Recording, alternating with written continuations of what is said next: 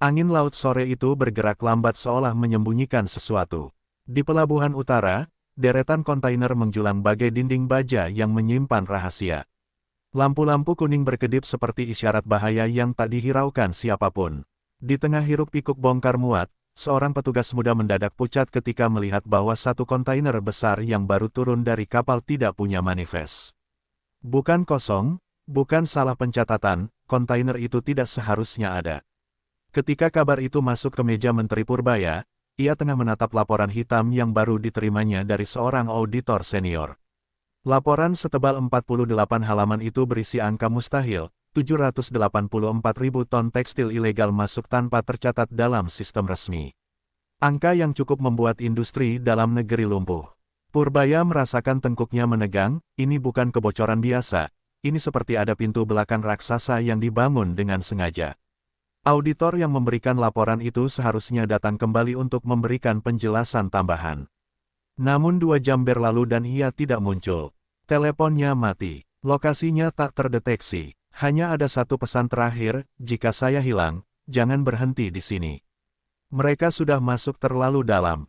Kata-kata itu menggantung di kepala Purbaya seperti bisikan ancaman. Di pelabuhan, petugas yang menemukan kontainer misterius itu mencoba membuka pintunya bersama supervisor. Tiba-tiba, 2 pria asing berbadan besar muncul dari arah yang seharusnya steril untuk publik. Tanpa identifikasi, tanpa seragam, mereka berkata singkat, kontainer ini salah masuk. Kami bawa kembali. Tatapan mereka dingin. Supervisor tahu ada sesuatu yang tidak beres, tapi ancaman di mata kedua pria itu jelas, jangan ikut campur. Malamnya, Purbaya turun langsung ke pelabuhan dengan pengawalan terbatas. Namun kontainer itu, yang seharusnya masih berada di lokasi, telah hilang tanpa jejak. CCTV di area tersebut mendadak mati selama 37 menit, persis ketika kontainer dipindahkan. Operator CCTV mengaku bahwa sistemnya error, meski laporan teknis menunjukkan tidak ada kerusakan sama sekali. Semua terasa terlalu rapi, terlalu terkendali. Purbaya berdiri memandangi dermaga yang sunyi. Lampu-lampu pelabuhan memantul di permukaan air seperti serpihan kaca. Ia tahu apa yang sedang ia lihat bukan sekadar anomali, ini permukaan dari sesuatu yang jauh lebih besar. Data, kontainer, dan manusia, semuanya bergerak menurut pola yang bukan kebetulan. Di tengah kesunyian itu, sebuah pesan masuk ke ponselnya, rekaman pendek dari nomor tak dikenal. Hanya 5 detik, tapi cukup membuat darahnya dingin. Rekaman itu menunjukkan barisan kontainer penuh barang selundupan sedang dipindahkan ke sebuah gudang gelap yang tidak terdaftar di sistem nasional. Suara seseorang terdengar pelan, hampir berbisik, "Selamat datang di labirin, Pak Menteri."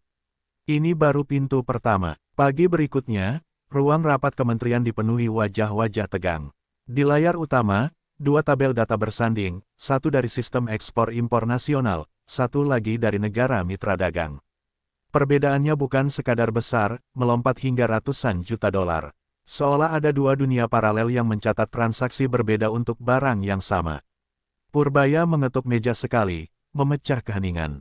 Ini bukan salah input, ini desain. Tim ekonom menganalisis ulang semua rute logistik. Polanya mengerikan, barang-barang bernilai tinggi, tekstil premium, elektronik, spare part mesin berat, muncul di data negara pengirim, namun hilang ketika memasuki rantai administrasi lokal. Seperti lenyap di udara, atau lebih tepatnya, disedot ke jalur gelap. Sementara itu, barang murahan berkualitas rendah justru dicatat lebih mahal untuk menikmati insentif tertentu. Skema ganda ini memperlihatkan kecerdikan yang hanya mungkin dilakukan oleh mereka, yang menguasai sistem dari dalam. Ahli IT yang dipanggil malam itu membawa kabar lebih buruk. Ia menemukan jalur rahasia dalam sistem Balpres, jalur yang tidak pernah diumumkan dalam dokumen resmi. Jalur itu bukan bug atau celah teknis, ia lengkap dengan kode akses bertingkat dan penanda transaksi yang otomatis terhapus setelah 72 jam.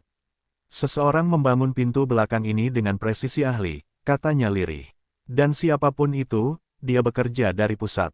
Purbaya memeriksa ulang screenshot alur data yang dipresentasikan. Ada momen ketika ekspor muncul, menghilang, lalu muncul kembali di sistem berbeda dengan harga dan volume yang tak masuk akal. Semua ini membentuk ritme seperti denyut nadi dari sindikat raksasa yang beroperasi dalam kegelapan. Ia sadar, ini bukan pekerjaan 1-2 oknum. Ini infrastruktur korupsi yang dibangun bertahun-tahun. Para penyidik internal mulai menelusuri asal-usul perbedaan data tersebut. Mereka menemukan perusahaan-perusahaan cangkang yang terdaftar atas nama orang fiktif, alamat palsu, dan rekening yang berpindah negara setiap 2 jam. Di balik semua itu, ada satu nama perusahaan yang selalu muncul sebagai perantara, perusahaan yang konon sudah lama mati, namun transaksinya justru makin aktif. Sebuah hantu dalam sistem. Sementara tim bekerja, satu anggota penyidik datang terlambat, wajahnya pucat dan tangan gemetar. Ia baru kembali dari pelabuhan primer timur untuk memeriksa data fisik dibandingkan dengan laporan digital.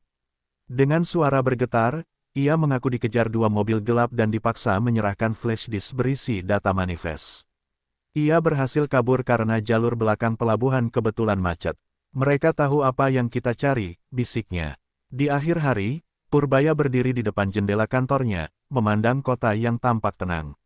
Di bawah ketenangan itu, angka-angka di layar komputer kini bergema seperti peringatan. Perbedaan data bukan sekadar masalah administrasi. Itu adalah jejak keberadaan sebuah kekuatan besar yang selama ini tidak terlihat, kekuatan yang siap mengamputasi siapapun yang berani membongkar mereka. Dan kini, mereka mengetahui bahwa Purbaya sedang membuka pintu yang seharusnya tidak pernah disentuh. Malam itu, ruang bawah tanah kementerian berubah menjadi pusat operasi gelap-gelapan. Lampu putih menyala redup, menyoroti dinding penuh peta logistik, catatan transaksi, dan foto-foto pelabuhan yang dipasang dengan benang merah saling bersilangan. Purbaya berdiri di tengah ruangan, menatap pola itu, sebuah jaring laba-laba raksasa yang titik-titiknya tersebar dari Batam hingga Bitung. Semua jalur menuju ke satu kesimpulan, ini bukan kebocoran biasa. Ini sindikat tingkat tinggi yang bekerja sangat rapi.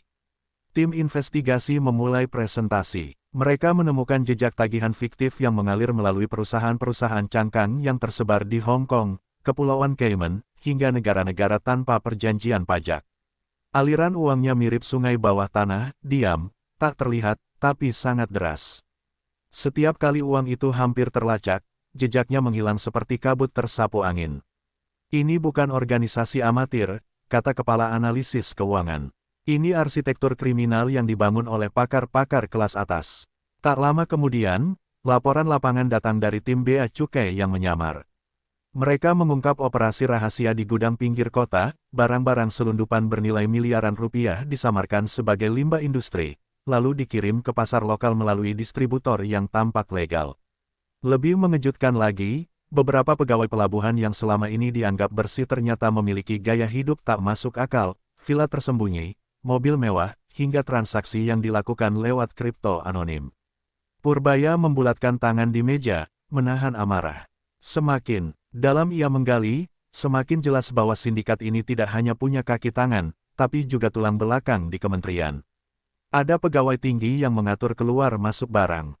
Ada broker internasional yang menentukan harga gelap. Ada koordinator lapangan yang memastikan kontainer hilang, tidak terpindai oleh siapapun. Mereka bergerak seperti bayangan, tidak bisa disentuh, namun selalu hadir di setiap kebocoran.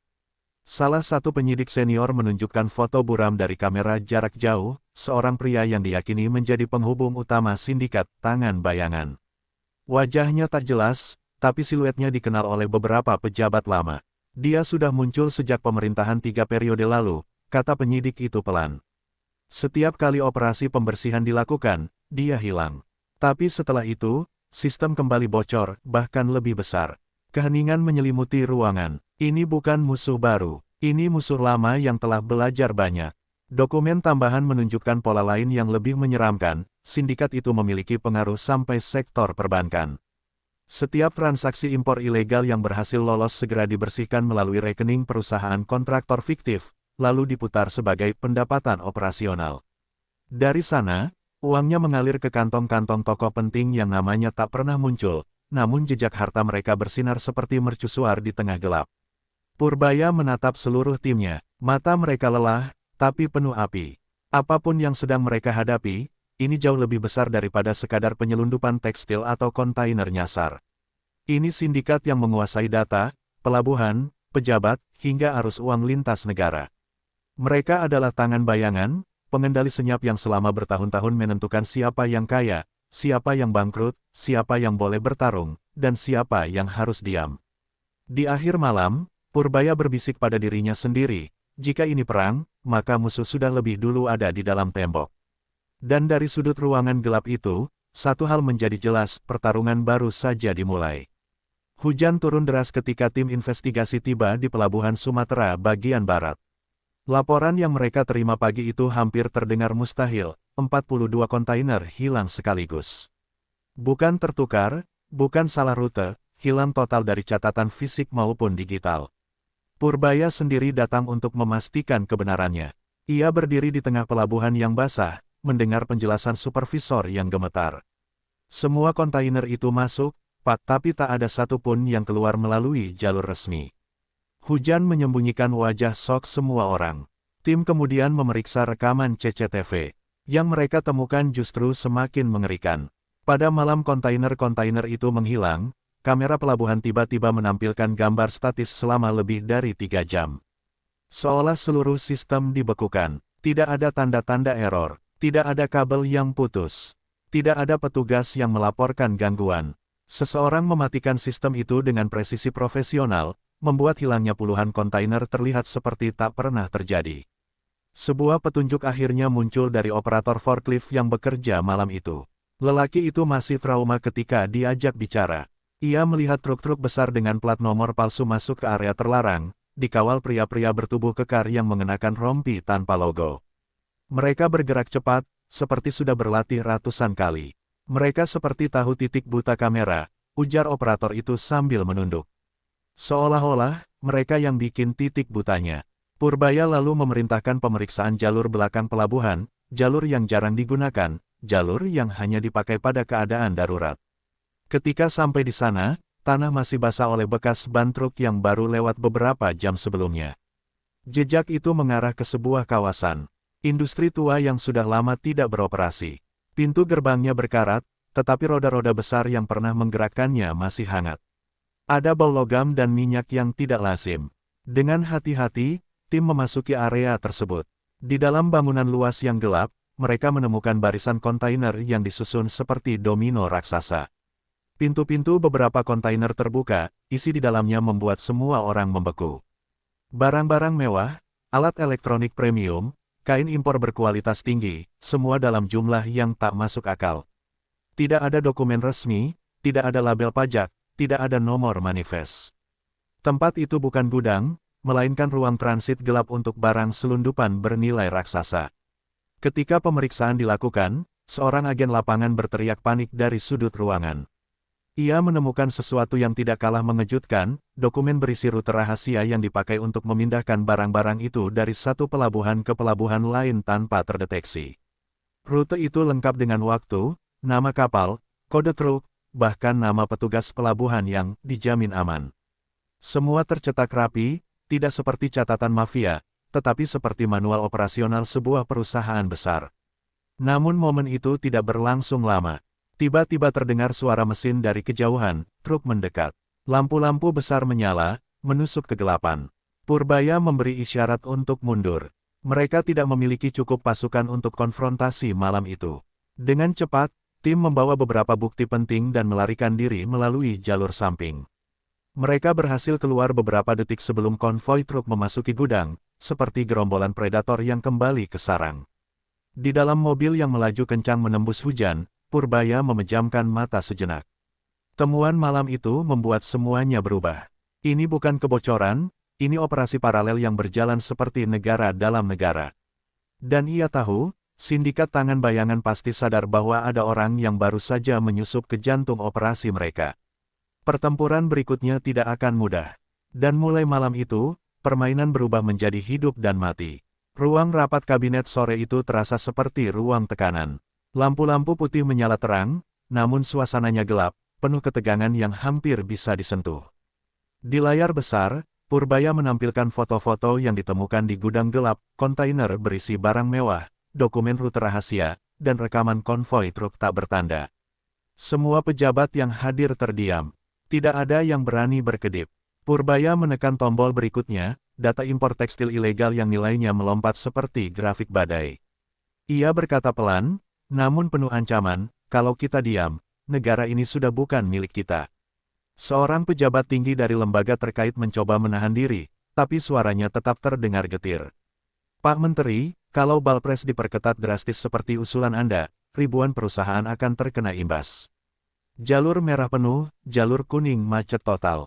Nada bicaranya seperti memberi peringatan, tetapi Purbaya tahu itu bukan kekhawatiran, itu ketakutan. Ketakutan bahwa pintu-pintu gelap yang selama ini dibiarkan terbuka akan tertutup permanen.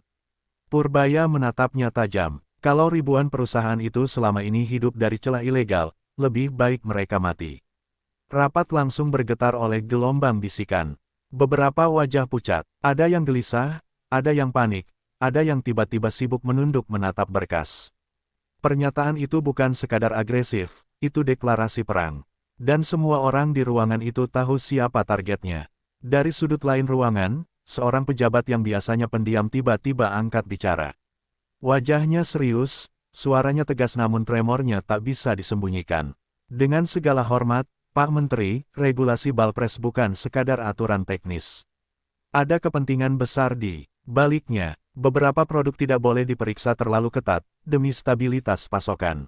Kalimat itu terdengar seperti alasan, tapi Purbaya menangkap hal lain, ancaman terselubung. Seakan ia sedang diberitahu bahwa ada wilayah yang tak boleh disentuh.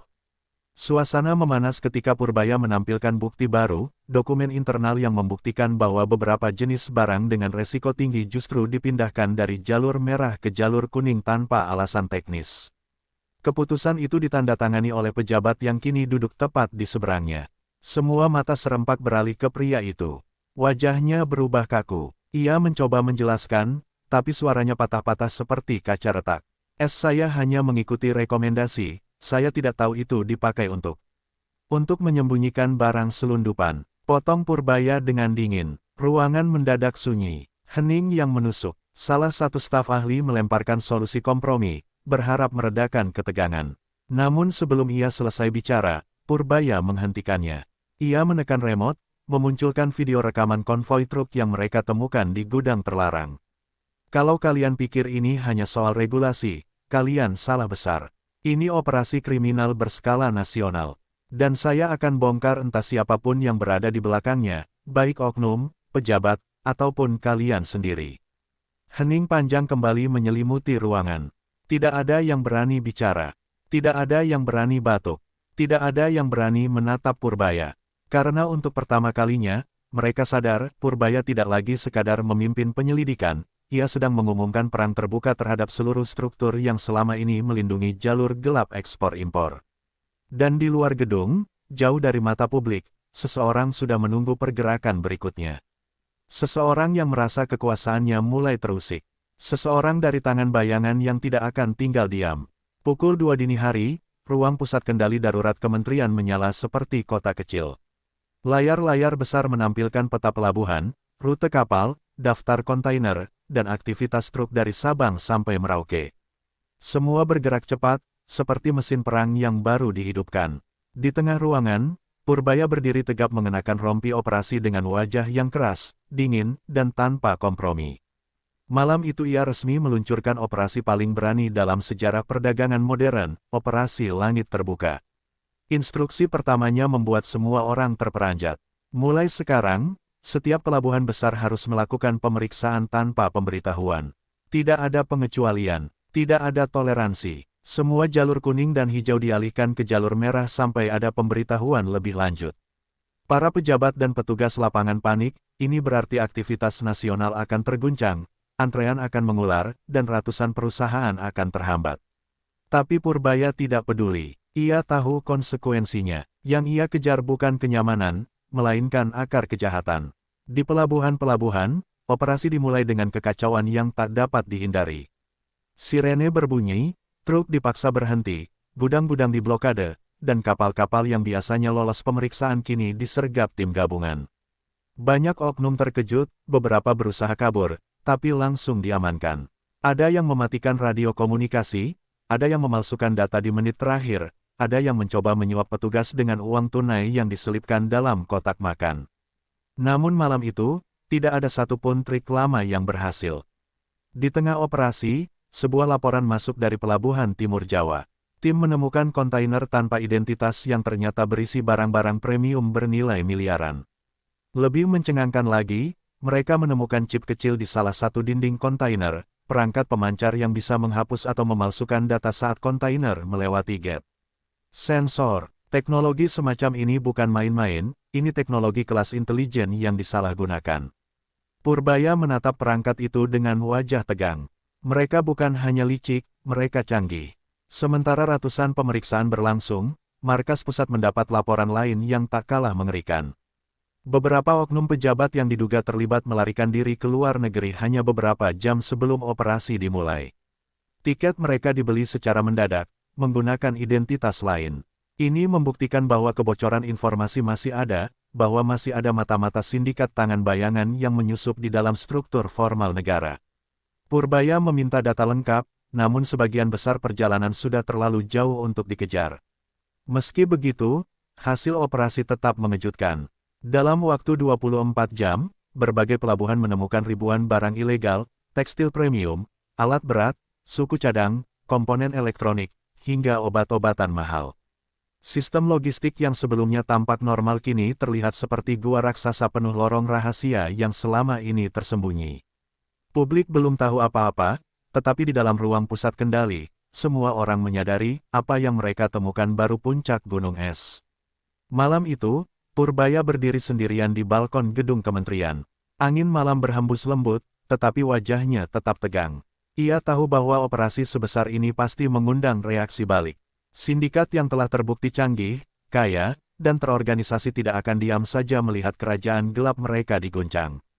Ia menghela napas panjang. Jika mereka mau perang, gumamnya, maka kita buka langitnya. Di kejauhan, lampu kota menyala, damai dan tenang. Tak ada yang tahu bahwa di balik cahaya itu, badai besar sedang menunggu giliran untuk menyerang kembali. Pagi itu, suasana kementerian berubah drastis. Tidak ada lagi tenaga sisa dari operasi semalam, semua orang tampak panik, saling berlari sambil membawa map, laptop, dan laporan yang belum sempat dianalisis. Alarm sistem berbunyi 2 kali, bukan tanda bahaya fisik, melainkan sinyal bahwa serangan digital berskala besar sedang berlangsung. Dalam hitungan detik, beberapa server kementerian mengalami overload, data impor-ekspor yang baru dikumpulkan muncul dan hilang secara acak. Seolah ada tangan tak terlihat yang merusak sistem dari dalam. Di ruang kendali, pakar siber berteriak, "Ini bukan peretas biasa, Pak." Mereka menyerang langsung ke akar sistem. Mereka tahu persis di mana titik lemahnya. Purbaya menatap layar penuh garis merah yang bergerak seperti kapasitas jantung yang kolaps. Ini bukan sabotase spontan, ini balasan terencana. Sindikat tangan bayangan tidak hanya kaya, terorganisasi, dan berpengaruh. Mereka juga punya kekuatan digital yang mampu melumpuhkan negara dalam hitungan menit. Serangan semakin parah ketika sebagian data hasil operasi langit terbuka menghilang sepenuhnya. Ratusan foto kontainer, daftar perusahaan terlibat, rekaman CCTV, dan dokumen rute misterius mendadak kosong, seperti tak pernah dibuat. Beberapa folder bahkan muncul dengan nama baru yang provokatif, seolah pelaku sengaja mengejek. Salah satunya bertuliskan, "Kalian terlambat." Wajah seluruh tim memucat. Serangan ini bukan hanya sabotase, ini pesan. Tiba-tiba, listrik di gedung kementerian meredup. Para staf menahan napas. Dalam sepersekian detik, seseorang mencoba mematikan sistem utama, usaha untuk menghapus total seluruh data penyelidikan. Namun sebelum perintah itu sempat masuk, generator cadangan menyala dan sistem otomatis memutus akses luar. Gedung kembali normal, tapi tak ada yang merasa aman. Semua menyadari, lawan mereka baru saja menunjukkan taringnya. Di ruang rapat kecil yang tertutup rapat, Purbaya duduk bersama tim inti. Di meja ada 3 berkas yang berhasil diselamatkan dari serangan digital. Karena disimpan secara offline, isinya, daftar perusahaan cangkang yang muncul berulang kali, rute distribusi ilegal lintas pulau, nama-nama pejabat yang memiliki pola komunikasi mencurigakan. Purbaya mengetuk ketiga berkas itu dengan jarinya, pelan tapi mematikan. Mereka mau hilangkan jejak, tapi mereka tidak tahu kita masih punya yang ini. Belum sempat rapat berlanjut, seorang agen lapangan masuk dengan langkah tergesa. Wajahnya tegang, napasnya tidak teratur. "Pak Menteri, kami menemukan sesuatu di rumah salah satu petugas pelabuhan yang kabur semalam." Ia meletakkan sebuah amplop coklat di meja. Purbaya membukanya. Di dalamnya ada foto dirinya, diambil diam-diam dari kejauhan, dengan tanda silang merah besar di atasnya. Ada secarik kertas kecil berisi tulisan tangan. Jika Anda teruskan langkah ini, kami buka perang. Bukan hanya Anda, tapi siapapun yang berdiri di belakang Anda. Ruang rapat mendadak dingin, bahkan AC pun seolah ikut membeku. Namun alih-alih panik, Purbaya justru tersenyum kecil, senyum yang membuat semua orang merinding. Baiklah, katanya sambil meremas foto itu. Kalau mereka ingin perang terbuka, maka kita akan buka semua.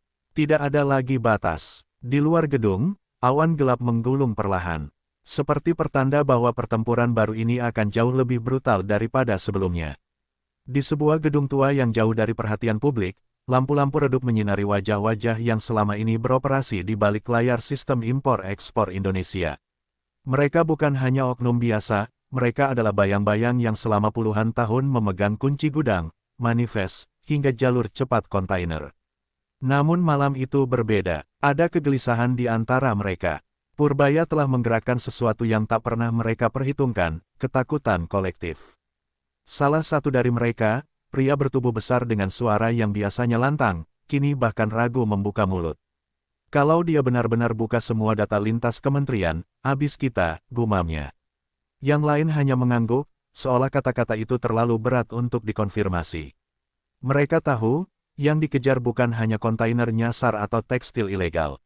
Yang dikejar adalah sumber uang, dan itulah yang paling mematikan. Sementara itu, di sisi lain Jakarta, Purbaya berdiri menatap peta digital yang menampilkan jalur distribusi barang dari seluruh pintu masuk negeri. Tidak ada rasa gentar di wajahnya, hanya fokus yang begitu tajam seperti seseorang yang sedang menyusun langkah terakhir dalam permainan panjang. Kalau kita biarkan ini terus berjalan, negara tidak akan pernah benar-benar berdaulat, katanya kepada tim kecilnya, nada suaranya tegas namun tenang. Tak jauh darinya, seorang analis muda dengan kacamata tebal tiba-tiba menoleh dari laptopnya. Pak, saya barusan dapat data gak masuk akal. Ada jalur kontainer yang dilaporkan ke Kementerian A, tapi versi Kementerian B beda total. Bahkan rutenya nggak mungkin secara logistik. Seluruh ruangan hening seketika. Ketidakmungkinan adalah kata yang paling jarang muncul dalam dunia impor-ekspor, kecuali jika ada tangan manusia yang mengubah logika menjadi ilusi. Purbaya mendekat, matanya terbelalak kecil, bukan karena terkejut, melainkan karena akhirnya menemukan lubang dalam dinding kegelapan yang selama ini ia dobrak. Ini dia, ini yang kita cari. Titik lemahnya ada di sini, ujarnya sambil mengetuk layar. Semua orang tahu, itu bukan sekadar titik. Itu adalah pintu menuju jaringan yang lebih besar dari sekadar tekstil ilegal atau kontainer nyasar.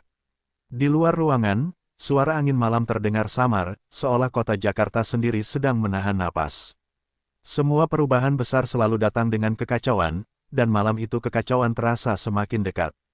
Mereka yang selama ini melakukan manipulasi data, permainan kuota, dan jalur-jalur hantu sedang panik, dan kepanikan mereka adalah tanda paling jelas bahwa apa yang Purbaya lakukan mulai mengguncang inti permainan.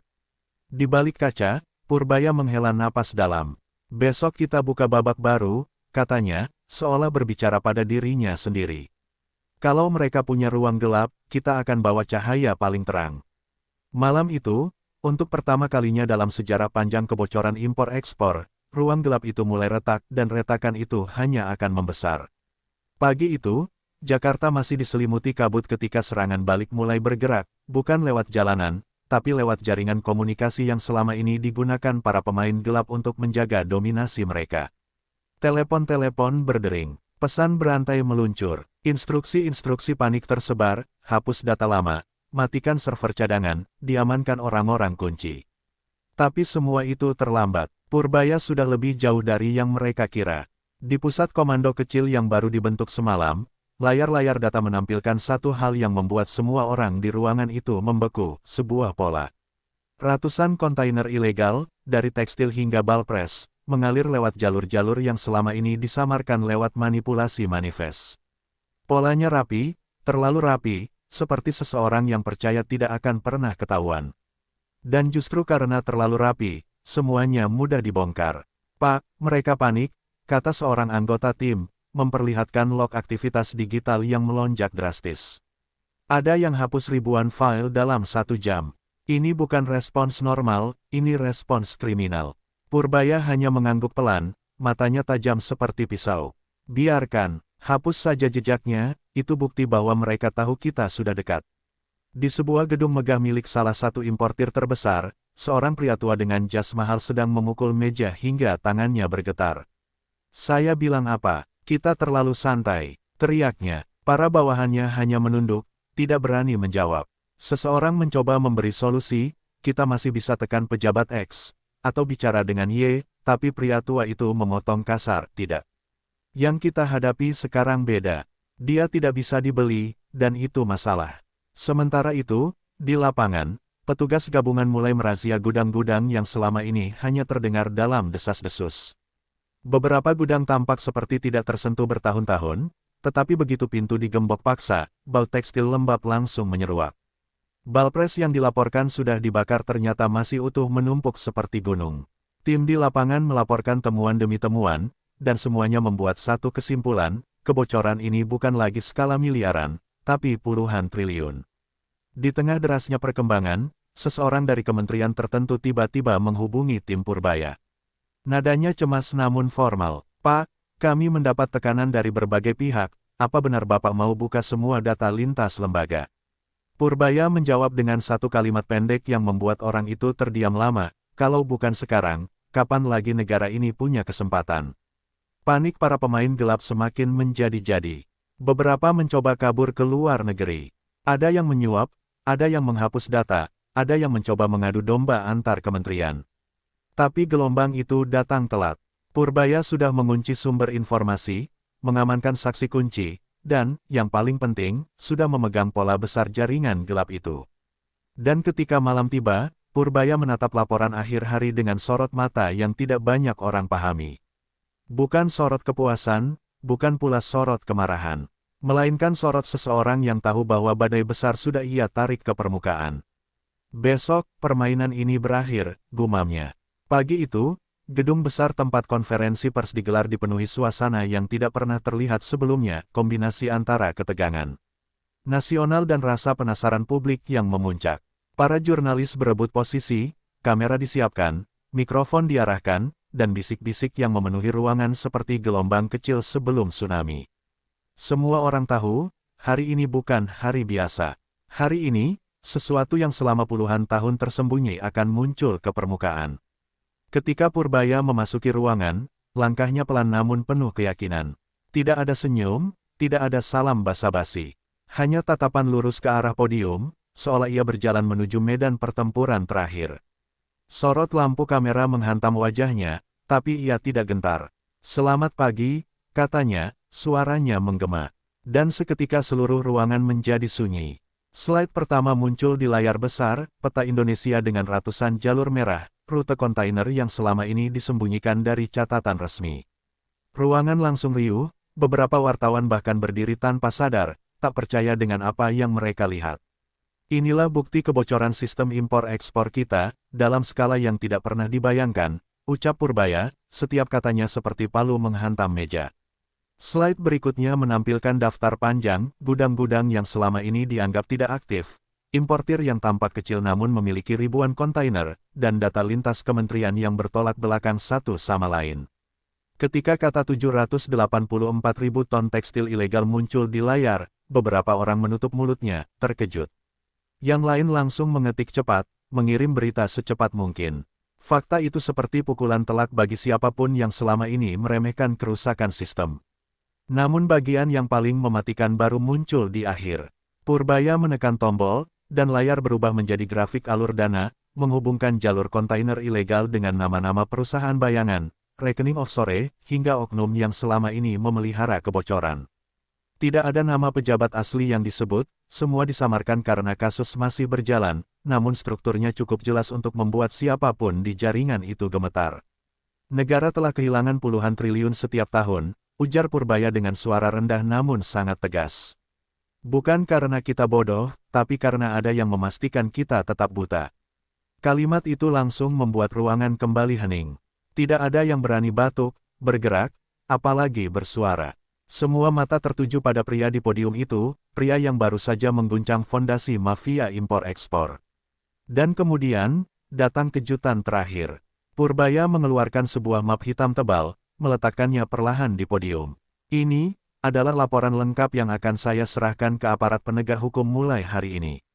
Bukti, nama perusahaan, dan pola manipulasi. Sorak kecil muncul dari sudut ruangan, bukan sorak kemenangan, tapi sorak tercekiknya sejarah yang akhirnya berubah. Begitu konferensi pers selesai, berita meledak di seluruh negeri. Televisi nasional menyiarkan ulang berkali-kali. Media internasional menyorot Indonesia sebagai negara yang sedang melakukan pembersihan terbesar dalam sektor perdagangan. Di balik layar, para pemain gelap yang dulu merasa untouchable kini bersembunyi, menutup tirai, memadamkan ponsel, dan menunggu masa depan yang sangat mereka takuti. Dan di lantai atas gedung itu, Purbaya berdiri sendirian menatap keramaian wartawan dari balik jendela. Bukan dengan rasa bangga, melainkan rasa lega yang panjang. Ini baru permulaan, katanya pelan. Tapi untuk pertama kalinya, negara menang satu langkah. Dengan itu, babak terakhir ditutup, bukan sebagai akhir cerita, tapi sebagai awal dari perubahan besar yang tidak lagi bisa dihentikan.